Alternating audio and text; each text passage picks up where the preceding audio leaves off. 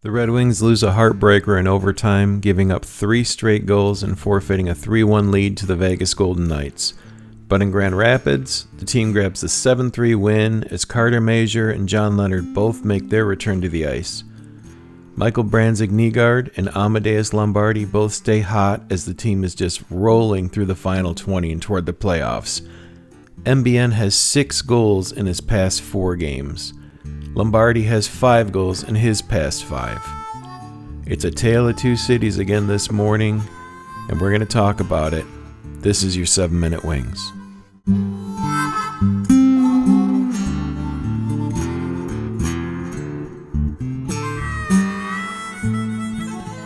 Welcome back to the Red Wings Report with Strings and Pucks. This is Jeremy Laura. If you haven't yet, please click the like button, smash that subscribe, and share this out.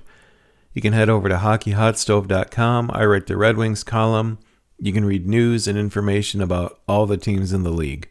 So, full disclosure, I ended up getting sick yesterday. I missed both games, so at 3 in the morning, I'm starting to go through everything. I see what happens to the Detroit Red Wings as they blow a 3-1 lead. Vegas crawls back. They win it. This is going to sound cruel. Hockey is a team sport, 100%. The team is not playing good enough in front of their goaltender. However, there's a reason that John Gibson has been the starting goalie since December 2nd, I think, is when he took the net. Gibson has been able to grab games when the team isn't playing their best or isn't even playing good at times. Cam Talbot needed to take this game for Detroit. Again, they're not playing good in front of him, but when you let in 4 goals on 25 shots, it's a problem. Your team cannot win. And that's why Gibson's been the starting goalie. It's not fair. I understand that. I know I'm going to get a lot of heat for this, but Talbot, he just has not been that guy for the team. Since they've come back from the break, he's won 1-1. His win came in relief. So yes, he was excellent against Nashville. Stops 18 of 19, but he doesn't play the first period. He needs to be able to lock down that net for 60 minutes and honestly steal these guys' games. And at this point, it just doesn't look like he's the guy that can do it. Because the team loses in overtime, and yes, it's awesome that they get a point at least. They needed that point. Because they lose, Buffalo pulls ahead, and Buffalo may be getting a whole lot better as we're waiting to see if Colton Parayko is traded over. It sounds like that's really close. You know, it hasn't been announced yet, but can you imagine the Sabres upgrading at this point? This is a tight battle, and Detroit's going to see them later in the month. It feels like, honestly, Detroit has to win the next 3 straight games. They need to take both against Florida and New Jersey because Tampa Bay's playing on another level, and Dallas, they just added Tyler Myers, the defenseman that you had to swing and a miss on. I talked a bit about Myers, his personal situation, but now we're back to the point wondering, okay, he had a clear option to go to Detroit or Dallas. Dallas has a chance to win a cup. Detroit is still trying to get in. You're looking at the living situation, and Vancouver had to retain on Myers to get him to Dallas. So obviously Vancouver would have preferred to work with Detroit. They get a second and a fourth. But again, you have a player that when they have the option, he goes to Dallas. And I think that's irrefutable at this point. This is beyond just the family situation. He had an option to go to Detroit or Dallas. He chooses Dallas. You know that they're a lot closer to, as an actual contender. Dallas is looking to get to a cup final and win. Detroit's just looking to get into the postseason. I don't know if Yzerman's going to manage to get any deals right now. Right now, it just feels like the trade deadline is going to come and go at this point.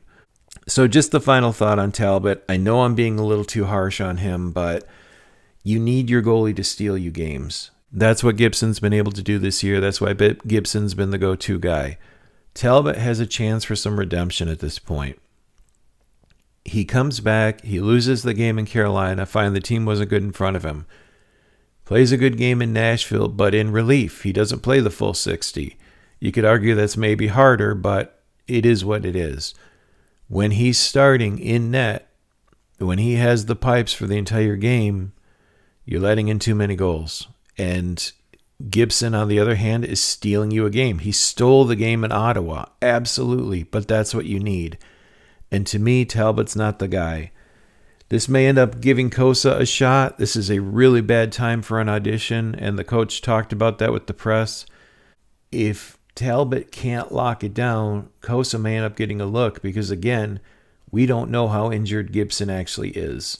And you don't want to put him in too quickly, but the team just absolutely needs wins. We'll see what they say, but this was a disappointment for sure. And as I've said so many times this year, Grand Rapids is the complete opposite. The team's locked in a playoff spot. They beat the Ice Hogs 7-3, and there are a lot of great things that happened here. First, Carter Major returns after missing most of the year. He grabs a goal and an assist. It's great to see him back on the ice. John Leonard returns to action and scores. Those two players are an immediate upgrade in the lineup for a team that was already at the top of the league. Michael Branzig-Nygaard, 6 goals in his past 4 games. 3-point night. He gets the first star. If the scenario were different, I think he'd get a call up to Detroit if the team weren't battling so hard for points. There's also that little outlier that if MBM plays more game, you burn the first year of his entry-level deal. Otherwise, I think you'd be giving him a chance. Amadeus Lombardi, same boat. He scores his 5th goal in 5 games. I'd love to see Lombardi get a call up. Get some energy into the lineup. There's another issue. If one of these guys got a call up, you need to make some room. If there's not an injury, that means someone gets reassigned to Grand Rapids, Finney. Someone goes on waivers. If the lineup is full, you need to make room somehow. So I don't know what you do in this situation. Would you put someone on waivers or reassign Finney to Grand Rapids to give one of these guys a look? Let me know in the comments. 2 different games, 2 very different feelings. The trade situation's flying. Buffalo, oh my gosh, if they get Parayko, that just feels like a disaster down the stretch for the Red Wings. He still has to agree to the deal and waive his trade protection, but if Buffalo adds him, they've taken a big step ahead. So the prices are ridiculous, and I don't blame Yzerman for not pulling the trigger. It's just tough to see all these other teams making deals. Edmonton's making a ton of deals right now. Let me know what you think. I don't know if this will be your 7-minute Wings or not. I'm looking at the clock. I'm way over at this point. So if this was more than 7 minutes, I apologize. This was a something minute wing. Have a great morning, and I'll talk to you soon.